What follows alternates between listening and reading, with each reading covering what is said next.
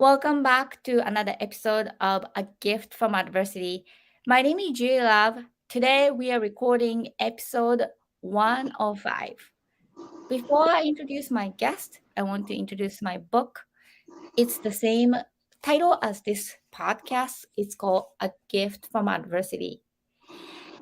A Gift from Adversity is my book, and the subtitle is Overcoming Sexual Abuse, Domestic Violence, Bullying, and Homelessness. And it's available on Amazon. I wrote this book and published in 2020. And then after I published my book, I had a lot of people contacted me and shared their adversity.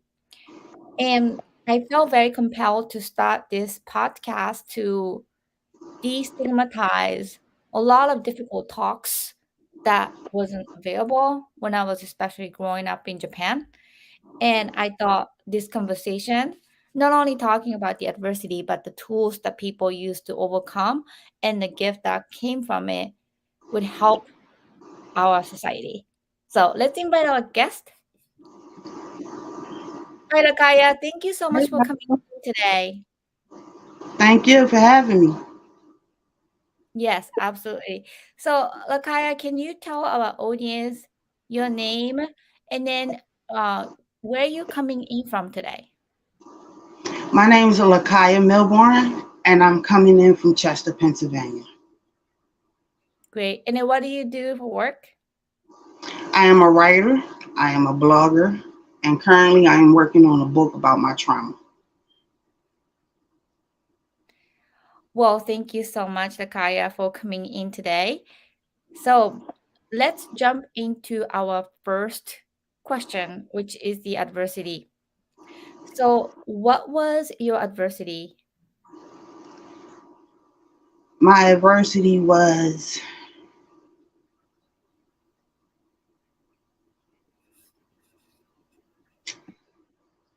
being raped in my sleep, having people um, in my house and can't prove that they're in my house. I can remember people climbing through the back window, and all I'm hearing is just this thump, thump, thump, thump, thump. I'm hearing voices. Um, I was one that was living on my own. I was always comfortable and sleeping with my room door either open or my room door closed. No matter who lived with me, I was always comfortable because I didn't have to worry about nobody trying to do anything to me. But it didn't work that way a couple of years ago. Um, they was coming into my room. They was having sex with me in my sleep. I can remember one time actually opening my eyes and seeing two people laying next to me having sex. Um, every time I left out my house, I would come back and there would be white spots on my carpet, my living room carpet, my hallway carpet. I remember one time getting in the window and I remember one time getting in the window and I remember somebody just looking at me and they turned their face and turned their back almost like I did it. I remember seeing handprints in my window and it wasn't my handprint. I never put my hand in my window. So I decided to take action and I started opening up my curtains, allowing people to see that whatever they were seeing as far as the handprints that was in the window, it wasn't my handprints and it wasn't me. Um, I got to the point where I would cry and I would scream, I would yell. Um, it got so bad to where I remember somebody coming in my house and they stumbled through my living room, my hallway, and I was on my way to sleep. And I remember waking up because I heard it, and I remember just flipping out.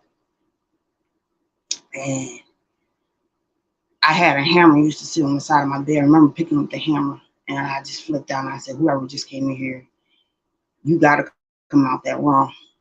You got to come out that room, and you got to come out because you're gonna leave out the same way you came in.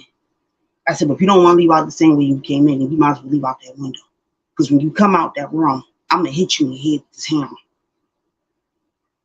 And they end up leaving out through the window. I can remember times where I heard people in that room. I heard somebody in that room, and I basically said, whoever's in that room, you got to count to 10 to get the heck out of my house. Get the heck out of my house, or I'm coming through this room door. They left out through the window. I think they might have hit the head. I don't know. Um, after that, coming, and then I had my landlord trying to say I owe him rent money and all this. My electric was tapped into. I can't even get electric with my name, and it still continued even after coming out that apartment. Um, Me being raped in my sleep. Um, it got so bad to the point where I walked down the street. Anybody walked up on me behind me, I would spin around on them, and I would just put my hands up like he was trying to hurt me. Um, I know that in my sleep, because I was being attacked in my sleep, my body started fighting back. I pulled I pulled somebody's hair out their face by the root. Um, Somebody's face got messed up so bad to the point where you just you just couldn't tell. You couldn't their face was just so messed up. It was just crazy. I can't even describe how their face was. Um, a person there's I used to take CBD, and I still take CBD here and there.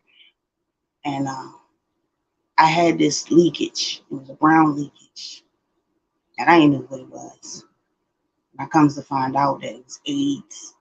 It was AIDS cum that was coming out of me, and I wasn't having sex with nobody. So I'm trying to figure out how is this AIDS cum is coming out of me. But I knew every time somebody had sex with me because I would smell it, or the bottom of my stomach would hurt. I found myself crying, you know. So there's a lot more I can say, but that's just the main part.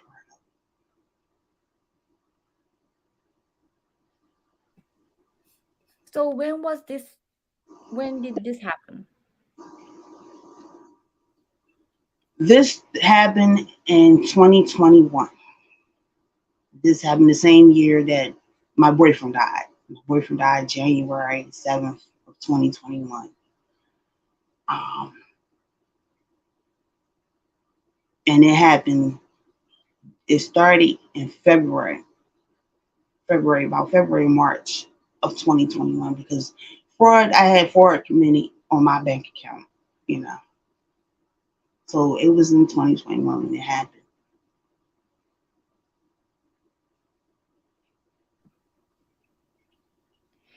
So just to recap, and I read your blog as well. So you were sleeping, and then Yes. somebody broke into your house. That part I don't know, because I also had somebody else living with me. And this individual I looked at as family. And I I'm not gonna say he broke into it. I believe this family member gave the key out. So I believe they had keys to get in my apartment. But I also believe that I know they was coming through the back window. They broke the lock on the back window so it wouldn't lock. They could probably open with a crowbar. Um, so that I know that's how I believe that's how I know. I'm not gonna say I believe. I know that's how they was getting it. Somebody gave them the key. So your adversity, the main one, was you were basically completely raped when you were sleeping. Yes. You woke up during the rape? I I woke, my eyes opened up the morning, and I remember seeing somebody laying next to me having sex, and my eyes closed, and I don't remember nothing else after that.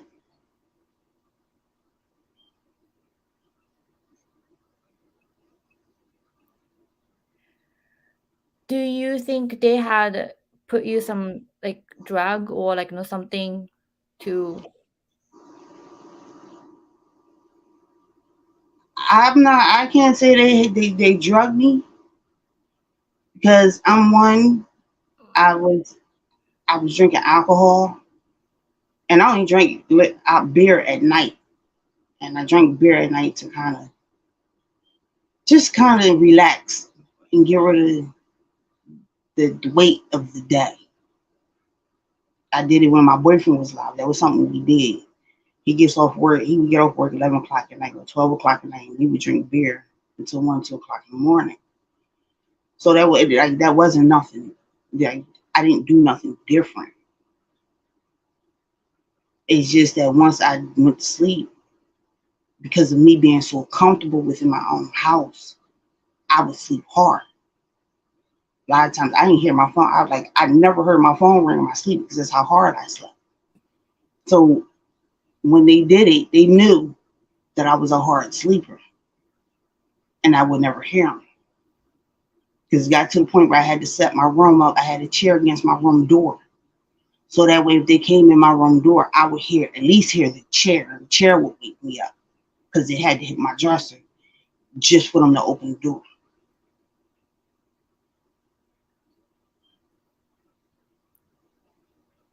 So when you noticed somebody was there when you were sleeping and then having sex, getting raped, did you like what did you do? Like you fell back asleep. You did you tell them to get out and like what happened? I just went back to sleep. It felt like a dream to me. I I I I, I felt like I was dreaming. It didn't seem like it was real.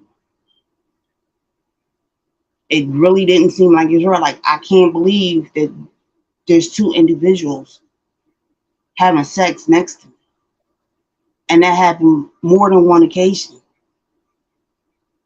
I remember one time waking up and seeing the same two individuals doing it, and my hand flew out and I hit one of them. I hit one of them. So it's the whole time while this is going on, I'm thinking that it's a dream. I could, it felt like a dream. So every time I saw it, I would just go back to sleep because it was like I was waking up in a dream. It didn't seem like it was real.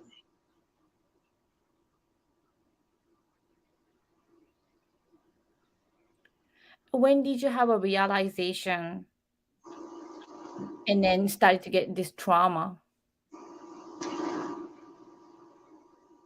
I had the real, I had this real when I realized that this was actually happening, and this was not a game. Was when I walked down the street one day to go to the store, and this older guy, he wasn't out to like he wasn't doing he was just not he wasn't out to bother me or nothing. And I was going to the store, and he stepped out in the street, and I never saw him. But when I finally did, when I looked up and I seen him, I jumped back and I lifted my leg up, and I was getting ready to kick him, and I had to run, and I woke up immediately, like my eyes just it was almost like I was asleep. My eyes just opened up wider, and I looked and I stepped back and just started rubbing my head because it was starting to bother me. At that, I knew it was starting to bother me at that point. Plus, I heard voices say, "Don't do it." Guy, don't kick him. Don't hit him. He's not gonna do nothing to you.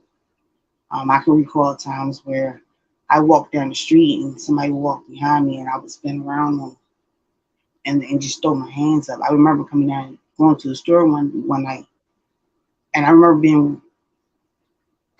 being walked up on in the middle of the night, and I'm on my way to the store, and I spun around and I just threw my hands up, and the individual jumped all the way back, scared,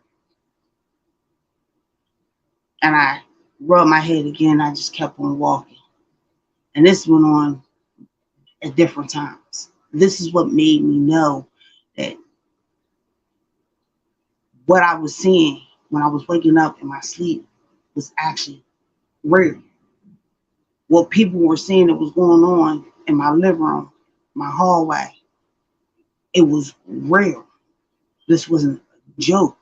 The fingerprint, the handprints that I seen on my window was real. It wasn't a joke. This is what made me start to notice.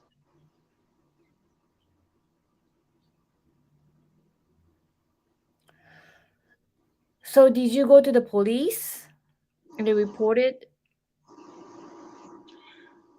No, um, how can you go to the cops and report something and you have no actual proof?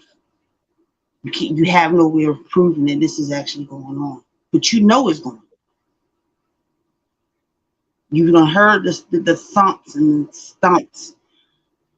You see the evidence of this going on, but you have no way of proving it. So how do you go to the cops and tell them? How do you tell anybody? And the one person I did tell didn't believe me, did not believe me at all. Kept telling me, yo, ain't nobody going in your house. Ain't nobody breaking in your door. Ain't nobody coming in your window. That's your family member that's doing it. And I knew that it was others coming in my house. And when at one point I snapped and the family member must have went out and got all the keys that they gave out because I that's how hard I snapped. And I remember one night I was in my room and I heard this big old thump. And I goes in my living room and my doorknob looked funny. And I remember touching my doorknob to go open my door and the doorknob came off. And that's how I knew at that point it was trying to break in. I put the doorknob back on. I went back to my room because who am I going to tell? I got somebody already telling me that this is not going on. I'm dreaming. Ain't nobody doing that. And in reality, I'm seeing signs that this is going on and nobody believes me.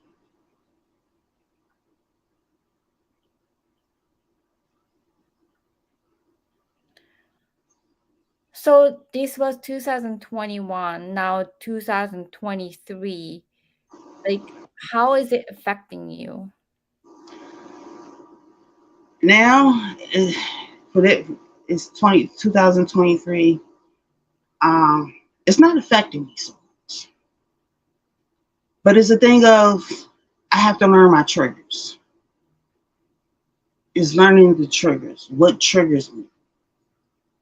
Um, I have to drink coffee because the last trauma that I had was I was raped in my sleep again, and it affected my brain, and it caused me to go into a daze. So I drink coffee to keep myself from going into a daze and to keep me focused.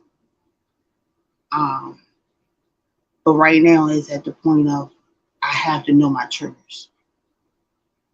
You know, I gotta know. I'm learning what triggers me. I know one of my triggers is you can't come in the store and get directly behind me or get close to me.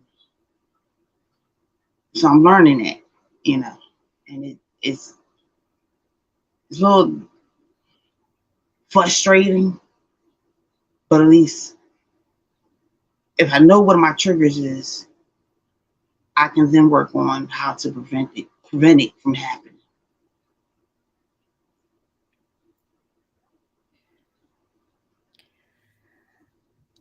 Lakaya, thank you so much for sharing your story. And then,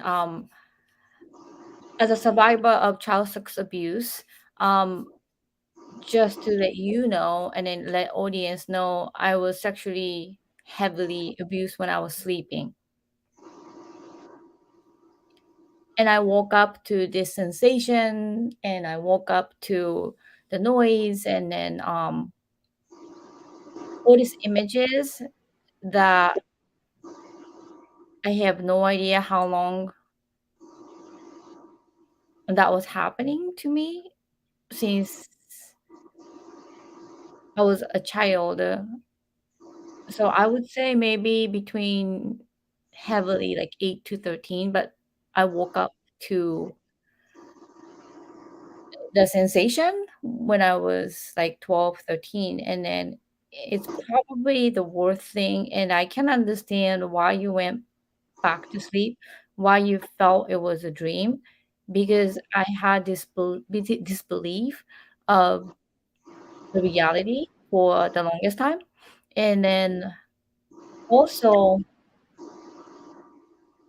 I still dream, I still mm, shriek in my dream, and not scream, shriek in my dream. And I remember my first husband was sleeping next to me, woke up to my shrieking because when you are getting sexually raped or abused when you are sleeping, I don't know, I'm not a psychologist, I don't know how the brain works, but somehow it stores and then it triggers, and sometimes, like, you can't scream because you're not awake. So, when you are getting raped, when you are fully awake, maybe my brain had wired differently, and maybe, um dealt differently, but then when you are completely sleeping and have this sexual sensation to it, that somehow there's a huge scream and fear that cannot come out of it from your system, and it stores in your brain, um, limbic part of the brain, which is the primitive part of the brain. So I did the EMDR, but then I also, a couple years ago, did something that I don't want to disclose that came out a lot of pain, and then unbelievable amount of fear that I had no idea that I had in my. So, first of all, I am very sorry that happened to you, and I'm sorry that first person that you disclosed didn't believe you, and that happened to me as well. When I told my story, I was not believed, and that led me to try to kill myself when I was 15.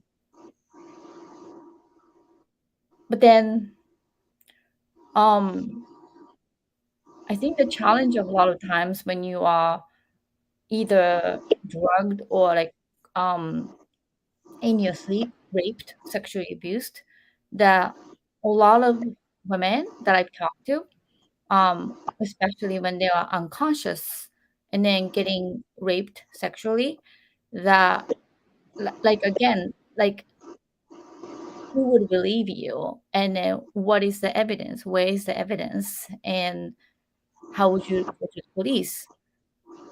And those are the things that a lot of women suffer, men included. So I just want to tell you that as a journalist and as a survivor, these things happen when you are unconscious, people take advantage of you. And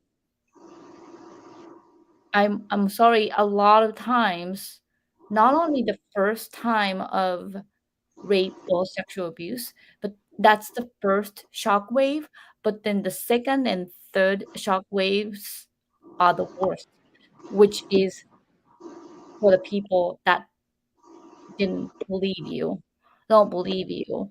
And that sometimes can hurt more and deeper.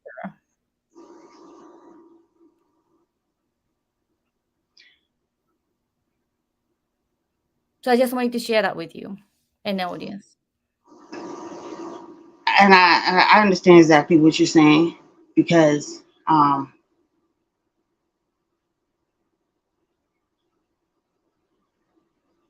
going through it the second and third time, the shockwave is even harder.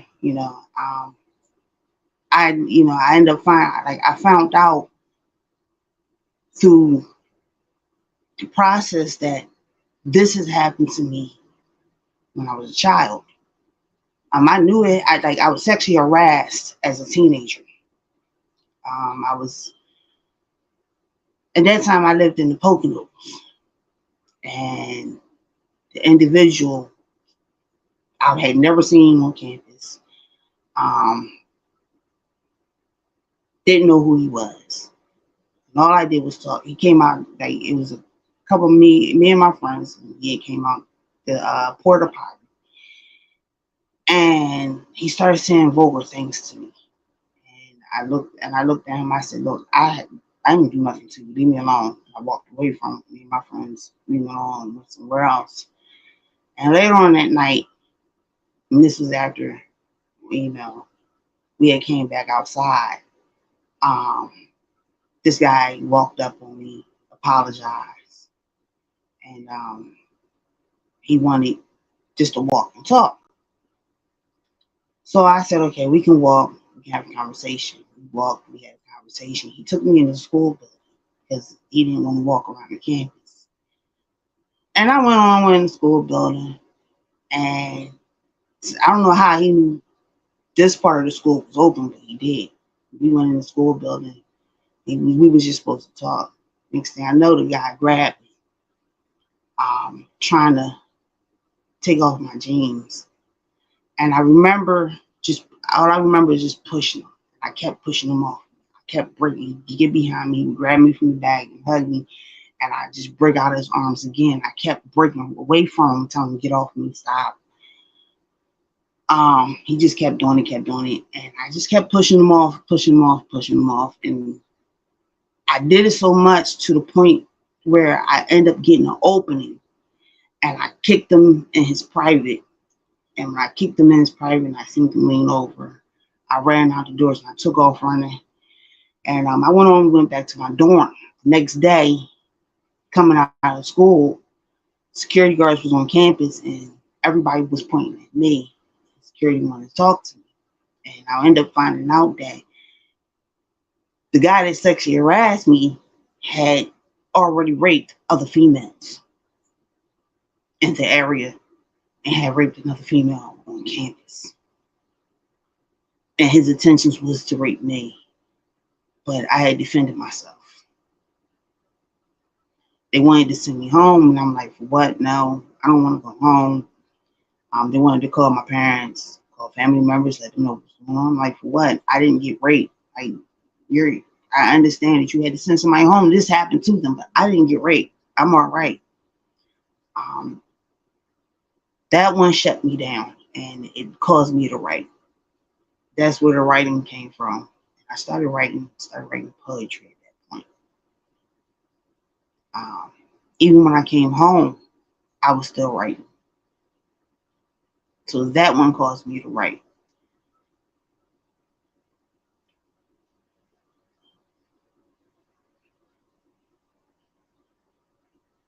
So you kind of mentioned that when you were a child, you had experienced some sexual harassment or abuse too. Yes. What happened? I don't know what happened. I was little, so I don't. I was a very young age, but I can tell you this. I remember when I was little, growing up. I remember I had an uncle, and I wasn't close to him. I knew him, I knew about him, I knew what he did for a living, but I was never close to him. And I remember one holiday at my grandma's house. I remember this uncle came and he wanted me. I would like every he spoke to me. I wouldn't speak to him. My head behind my mom, looking around my mother, and I didn't understand it.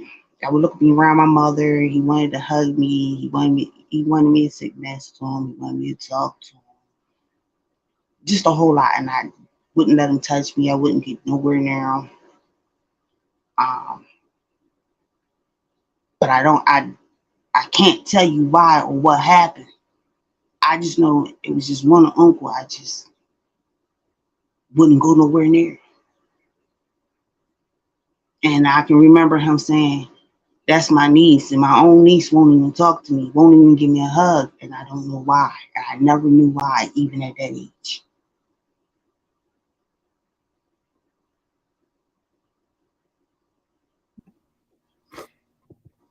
Yeah.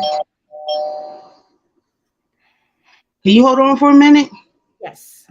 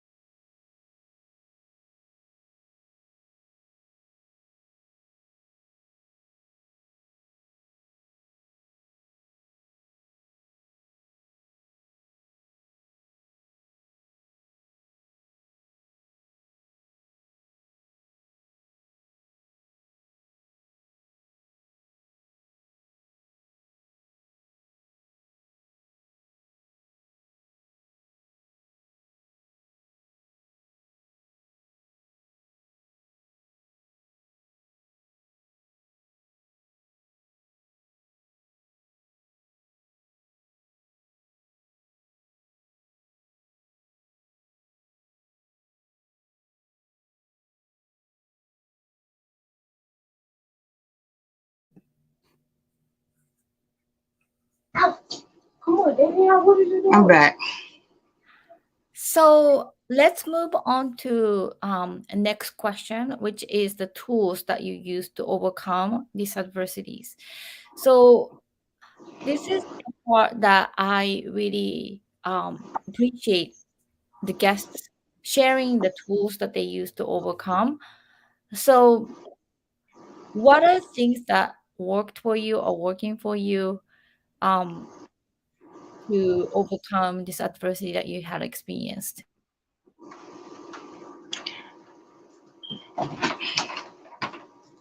The things that I did to overcome this adversity, um, I had to, a lot of times being in the adversity, I had to pray. And I found myself praying, found myself listening to music. Um, but overcome, and even now, I still listen to music. I have to keep reminding myself that what happened to me, I didn't cause it, I didn't ask for it, but it happened. And I have to accept that it happened, whether I wanted it to or not.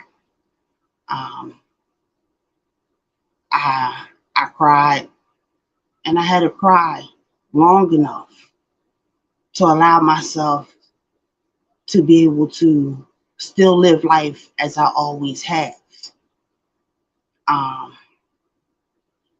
I also have um, forgiven those that were involved, because at the end of the day, they might not never come back and apologize. They might not never come to me and say, "I did it. I was a part of it." So I had to learn to. I had to. I had to forgive, and I had to understand that me forgiving was not for them; it was for me. And since I've done that, I've been I've been able to kind of live and live a little more than what I was.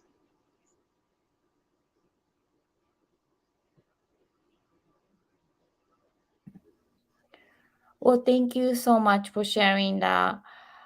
Um, so when you say cry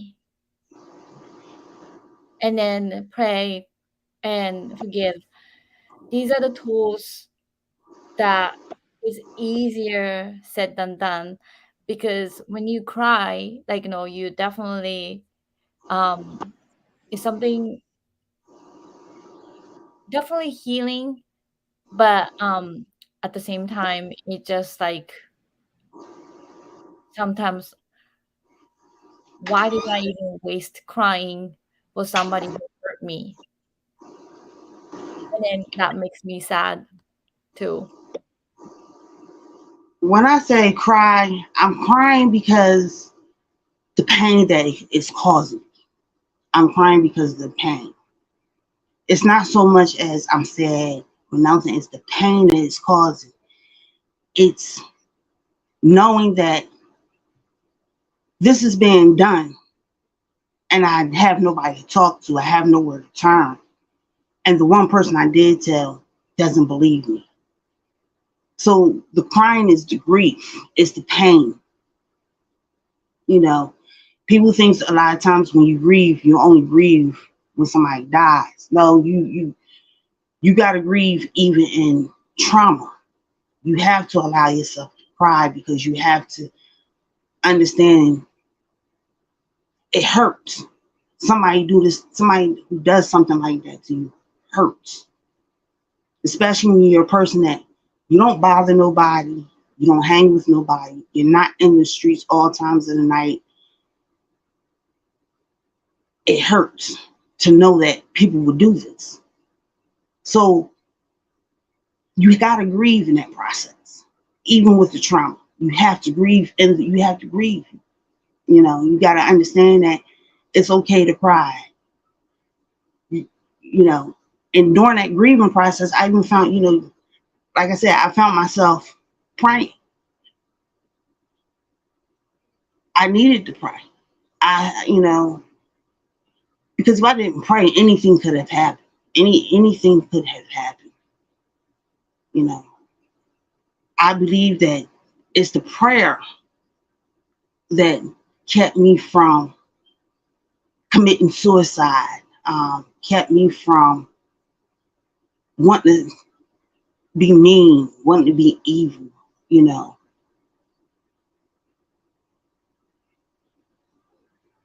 at times I found myself yelling out to God. You know, asking him why, crying out, screaming out because I just couldn't understand why would somebody do this to me. But in the same token,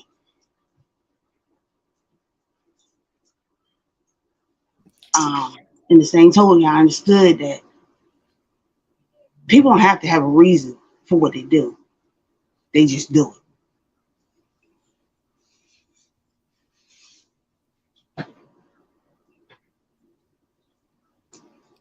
Unfortunately, I have heard and I have experienced sexual abuse, sexual rape, sexual assault, regardless of your race. I've had a male guest who was sexually abused, sexually assaulted. It doesn't matter the race. And especially when you are little, when you are a child at the vulnerable stage. I heard, unfortunately, people who are hurt when he was in preschool, when somebody was in middle school. So it doesn't matter. And I've heard adult too, like male, female, doesn't matter. But like you said, crying and praying, anything that helps. And I just want to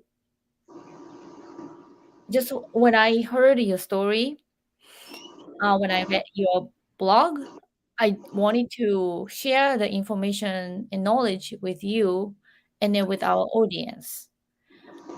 So first of all, when you are sexually assaulted, most of the cases, there's no video evidence, there's no audio evidence. And then if there was evidence, that would be much easier to bring justice to the action. I had a friend who was raped and she had a tampon that had collected all the DNA of multiple men who assaulted her.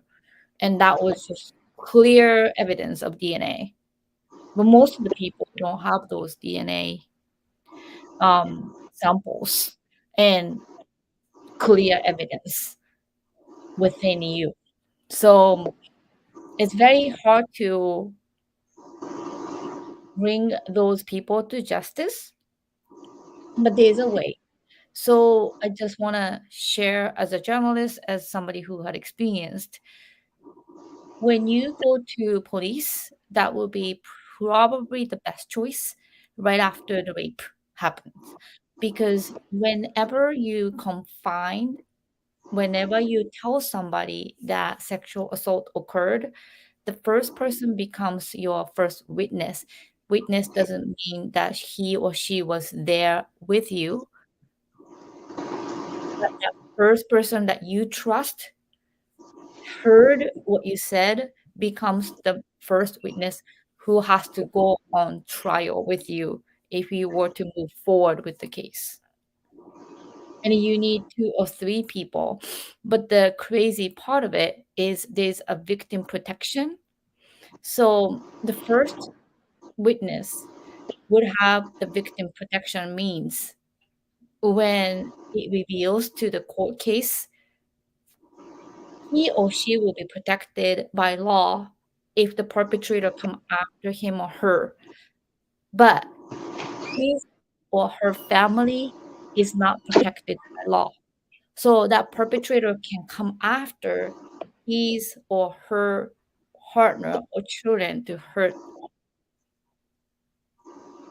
So it's kind of a dangerous situation. So there's a witness protections that goes only the first person, not that family around.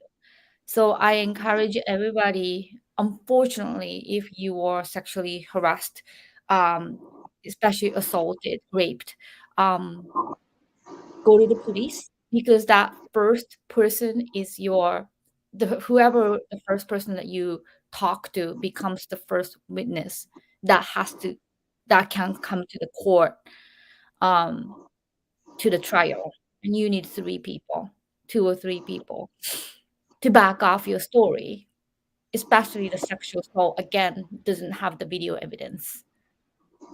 So, who said, he said, she said, right? And that becomes the trial itself.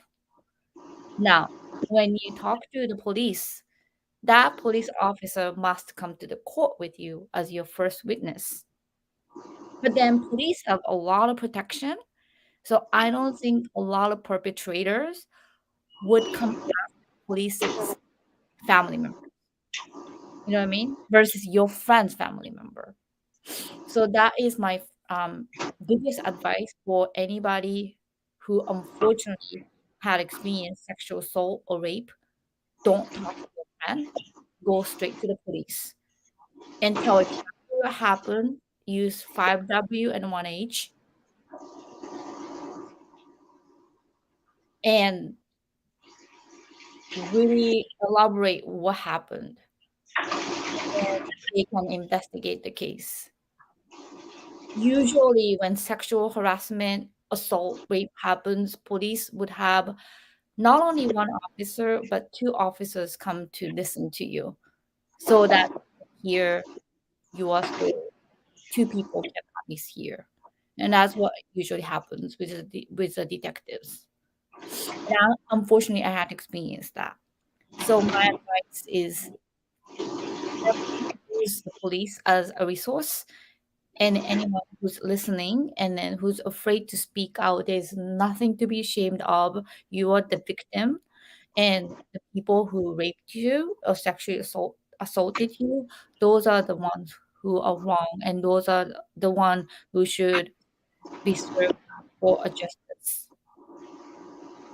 So there's nothing. A lot of times that the sad thing is that your mind start to create this monster and start to feel shame and start to feel embarrassed and then start to feel like, suicidal and all that stuff. And that's so wrong. It is absolutely wrong. When somebody violate your body and then violate your space, you had nothing, you have done nothing wrong.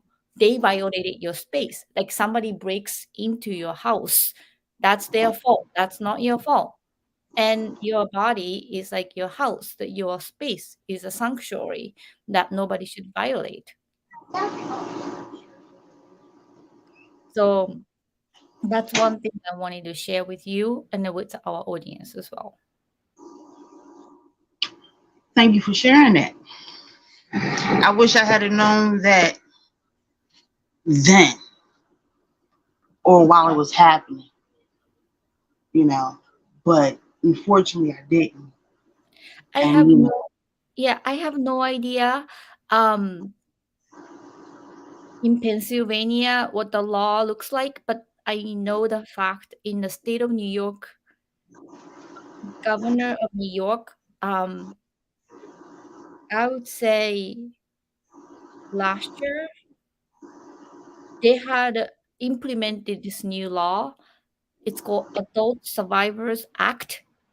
So mm-hmm, child, when you are raped, and then it comes out so long after you're raped or sexually assaulted because it takes time to process.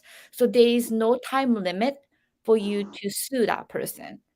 Now, on an adult case, it was very different. I think the limit was maybe 180 days or some sort of limit. But now in New York State, they got rid of that, like the Child Survivors Act. So it's called Adult Survivors Act that's implemented in the state of New York. That means when you turn 18, when you're raped at 19, and when you came out to speak out when you were 36, whatever the number is, it's still valid. It's still valid for you to go to the police and then sue that person. So I just don't know the law in Pennsylvania, but I just wanted to let you know. thank you. I don't know the laws in Pennsylvania neither. Um,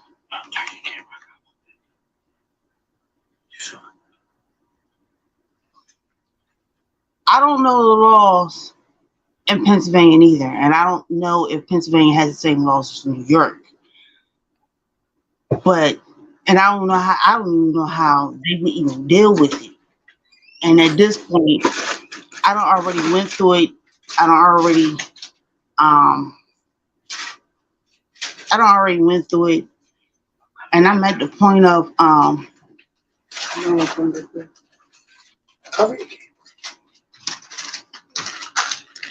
at the point of um the healing process. Sure. You know, I'm not. You know, I don't. I'm not. You know, at the end of the day, yes, this happened, but right now I rather focus on just the healing process. Um, writing this, and writing this book and moving forward and finding, maybe hopefully my story will help somebody else that either has gone through it or might be going through it, and that's where I'm at this point. So I don't know. I don't look to press charges. I don't look to find out who did it or, it's one of those, it happened. I am the victim. As you like you said, I am the victim. And for things, things it can happen to anybody. It don't matter, like you said, it doesn't matter what race or nationality it is. It can happen to anybody. So there's the fact that with that in mind, my thing is I forgive them, but I need to move on. And this is why I can't. This is why I came to you when I read what your podcast was about. That's why I said I'm interested, because my story just might help somebody. My, your, you don't have a you don't have a story unless you go through something. You have to go through something to have a story. So hopefully my story will help somebody. Whether they're going through it or not. If I'm at this point, they can be at the same point I am. Well, thank you so much, Lakaya, and my heart breaks for you. Thank you. I want to thank you for having me. I want to thank you for giving me the opportunity and the chance to actually tell my story. Yes, absolutely. And I really appreciate you being brave and sharing the story. And that's again, a lot of people that I've talked to, unfortunately, who were sexually abused and sexually assaulted, I don't understand, myself included, why the perpetrator or in our brain that makes us feel ashamed or dirty or embarrassed. And that should be opposite way, that they should be embarrassed. They should feel dirty, not us. So I just want to share that with you too. They should, but they don't. They feel like they're doing. They feel like they're doing something when stuff like that happen. They feel like they're. I don't know. I guess it's more of preying on the weak. Well, obviously the perpetrator don't care about you, but their needs. So that's why they do what they do. And my focus is that unfortunately, when something like that happened to the victims, that we as a victim should never feel ashamed or embarrassed and then not be afraid to speak out, just like what you're doing or like I am doing. Right. And then obviously 20 years ago or so, I would have never imagined doing a podcast like this. I would have never imagined writing a book because immediately after I say a father, today's a Father's Day, immediately I say the word father, like I just break down to tears. And I couldn't process what had happened to me. So I came a long way, and I really appreciate you shedding a light to this awful reality. But again, maybe somebody out there who's struggling and then feeling alone, maybe our conversation can help open the doors and then they would feel stronger to move forward. I agree with you. I hope they will become. I hope whoever, if somebody is out here listening to this conversation and they are hearing what we're saying, I hope that it gives them the courage. Because you said you said that you've been through the same thing. I hope that it gives them the courage to tell their story. Um, I was told a long time ago you can't keep things bottled up on the inside. Because keeping things bottled up on the inside, it's only going to do one thing. It's going to turn you angry. And it's going to make you a very bitter person. So at some point, you got to tell your story. Yes, is it scary to tell your story? Yeah, it is. Um, Why is it scary to tell your story? Because you don't know who's watching. You don't know who's listening.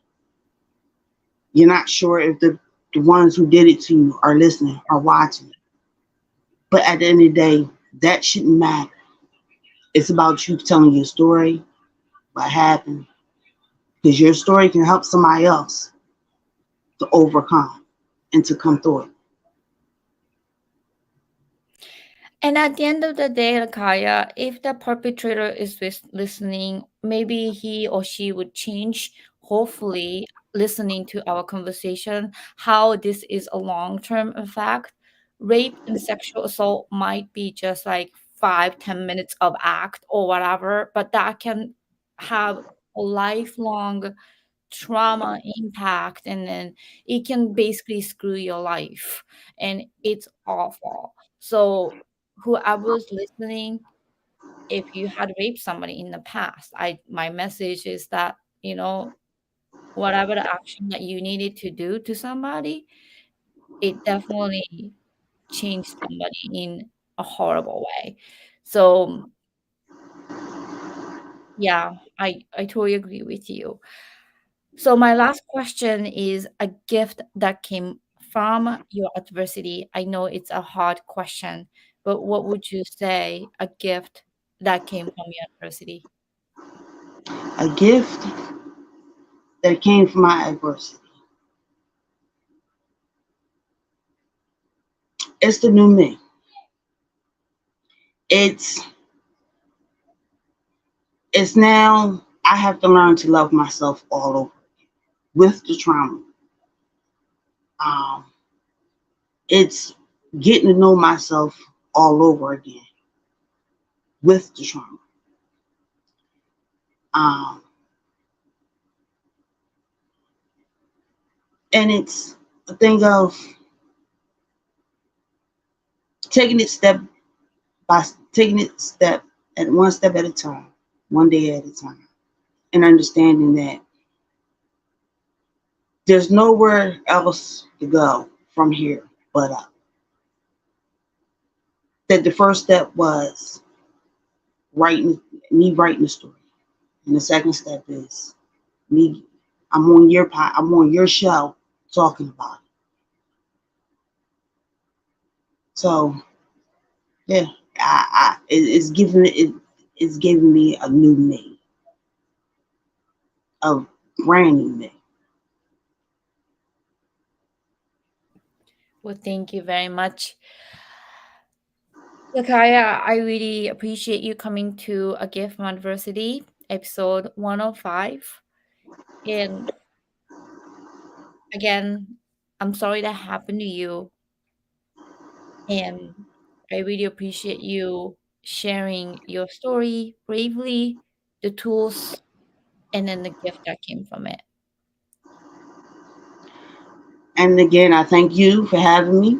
I thank you for telling me your story and letting me know that you went through the same thing.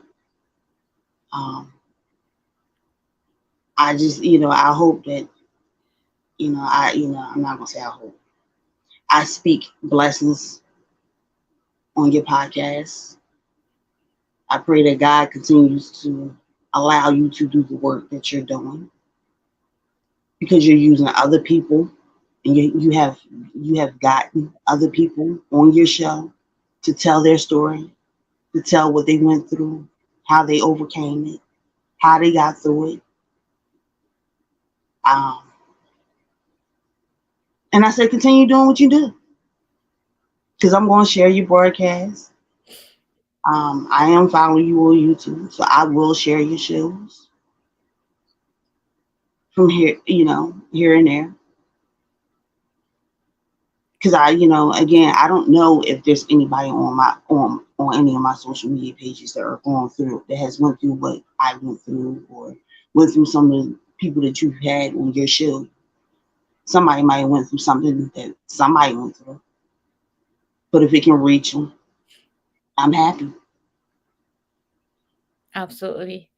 Well, thank you again. And then thank you to our audience for listening and watching this podcast, A Gift from Adversity. I have more exciting guests coming up all the way till August that I booked. So looking forward to more conversation. Thank you again. Thank you.